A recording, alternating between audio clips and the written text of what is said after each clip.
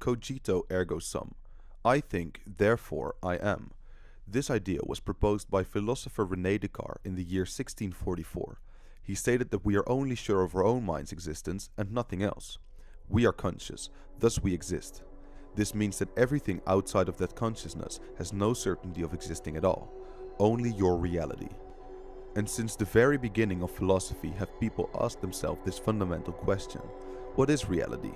Why does it exist? If it even does? And what is it made of? A paper published by scientist Nick Bostrom may give us a solution.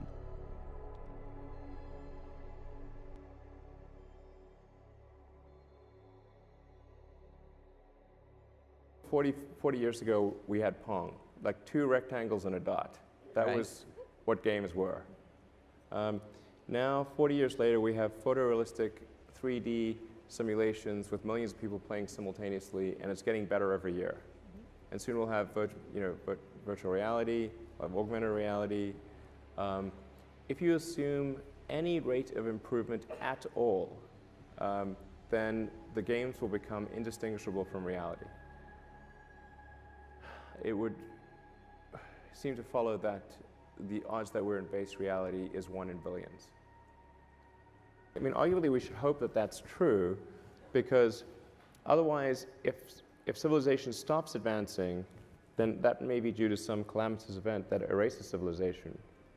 So either we're going to create simulations that are indistinguishable from reality, or civilization will cease to exist. Those are the two options. This paper argues that at least one of the following statements must be true. 1. The human species goes extinct before reaching a stage where entire universes and every single molecule in it can be simulated. 2. Any civilization that reaches this point is not going to run a significant number of simulations of their evolutionary history. Or option 3. We are almost certainly living in a computer simulation. Just think about it this way.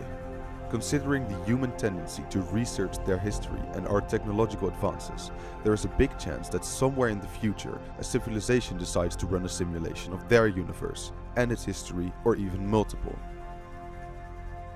This would mean our chance of throwing a dart and that dart landing right in the original universe is smaller than we might think, the dart being our existence here on this version of Earth. This all may still feel a bit far-fetched for you to grasp, but more evidence is discovered every year and a lot of credible scientists agree. Names like Neil deGrasse Tyson and founder of SpaceX Elon Musk come up. But what makes them so convinced of this possibility? Argument 1. A famous quantum mechanics experiment called the double slit experiment shows an interesting insight into the nature of our reality, and this is where it gets complicated. It revealed that the physical world was not based on concrete material interactions like it seems to our naked eye, but rather formed out of a sea of potentials, more like information on a computer than actual matter. Besides this, the results of this experiment revealed something even more shocking, called the observer effect. This means that the object wave duality, or the way the world presents itself, seems to depend only on our observation of it. Let me explain. Thomas Young did the original experiment in 1804 with light. He believed that with this experiment he proved that light behaves wave-like. Later, they tried the same experiment with a coherent light source, such as a laser beam.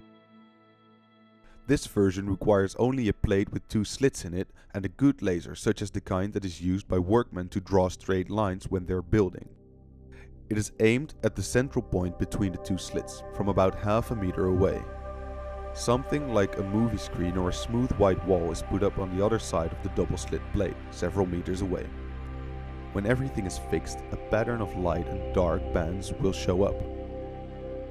This means because light is wave-like in nature, it causes the light waves passing through the 2 slits to interfere, causing some points to be lighter and some darker depending on the density of light particles hitting the screen on each given point. A result that would not be expected if light consisted of classical particles like matter. However, when they included detectors at the slits to see through which slit every photon or light particle goes, they noticed that each detected photon passes through one slit as would a classical particle, and not through both slits as would a wave.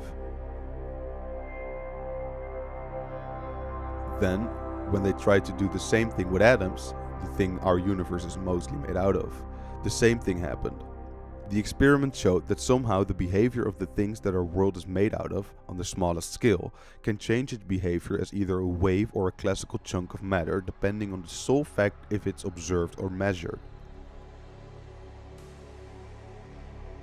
You may ask yourself, what does that mean for the simulation hypothesis? Think about an open world game like GTA 5 or Far Cry 4. When you walk through the map, it feels almost as if the whole city is alive and busy no matter where you'd find yourself on this map. This is an illusion. Depending on where the player or observer walks and looks on the map, details get loaded in. If that wouldn't be the case, the game would need way too much computing power to simulate every detail and the part of the map at the same time. The double slit experiment seems to show our reality works the same way. Depending on the presence of an observer, the particles choose its behavior. These results can hardly be explained by our modern materialistic views on reality. Argument 2. Science has come a long way, but there's a lot we can't explain about our universe and its properties. What was there before the Big Bang?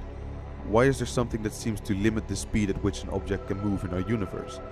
Why does everything in our universe seem to be dictated by mathematical descriptions, and why are there so many constants in our universe? When we accept the possibility of our universe being a complicated computer simulation, a lot of possible answers arise. Take for example the Big Bang, the start of our universe. Within nanoseconds, an unimaginable force pushed outward, creating galaxies like ours. What caused this to happen and why? If we look at this moment simply as the boot up of a system, things don't seem as mysterious anymore. What was there before the boot up of a program? No information, thus nothing. Then, when the boot up starts from a small point, information starts to spread at a really fast pace. Non-information becomes information. It shows up on our screen, and the observer, which is us, starts with an experience of the universe that was previously not there. This is much like what happened with our universe, only on a way bigger and more complicated level. And the constants like the limit of speed can be easily explained as the max power this program can process information. Or take the smallest layer of our universe we can measure. We can explain this simply as the pixels on our screen. Like this, there are a lot of things that don't make sense to us now, but when we look at it from a simulation point of view, perfectly makes sense. Our whole entire universe seems to be calculatable. That in itself seems to be really weird, since we thought our existence is founded on pure coincidence. For those of you who still don't see this possibility as being plausible, I want to present you some weird discovery Dr. James K. Jr. made that might serve as real evidence for the theory. Because how could we find out we live in a computer simulation? What if we find actual computer code in the fabric of space? That's exactly what Dr. James K. Jr. found, computer code, and not some random code either. The code he found is called self-dual linear binary error correction codes. This code, as the name suggests, is used to remove errors in computer transmissions. The mathematical context of such equations, we have discovered that there are mathematical structures that are indistinguishable from error correcting codes, as does occur in digital information transmission. For example, this is how search engines learn to give better and more efficient results. Why would our universe have this exact same code written in space?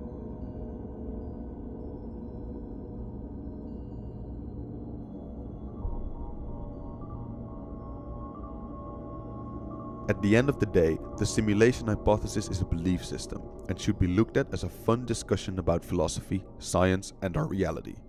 We call it a belief system because it can't be proven or disproven, at least not yet.